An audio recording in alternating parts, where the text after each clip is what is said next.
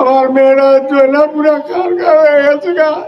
4 দিন পরে আমি সিএমএস থেকে লাশ আনছি, ডিএনএস পরীক্ষা করে এরা লাশ দেয় না। রাত্রে 2টা পর্যন্ত করলাম যে আমাদের লাশটা তো আমি চিনছি, শনাক্ত করলাম, আমার ভাই লাশটা দিয়ে দেন, কিন্তু লাশটা আমাদের দিল না।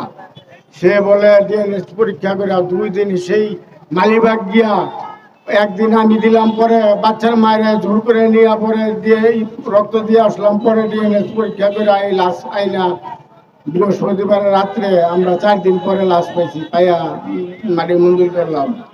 কিন্তু সরকার পক্ষ তো আমরা কোনো বিচার পাইলাম না।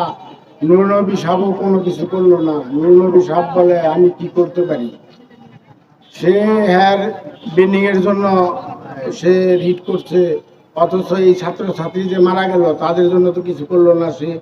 সে তো একটা অভিভাবক, সে তো একটা প্রতিষ্ঠানের মালিক, সে কি করলো? সে তো কিছু করলো না।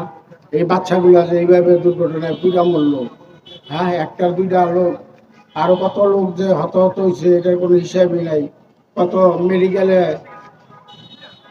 চিকিৎসাধীন আছে, এরাও খুব ব্যতিব্যস্ত। হ্যাঁ, আল্লাহ কি ঘটনা করে গেল আল্লাহ জানি না।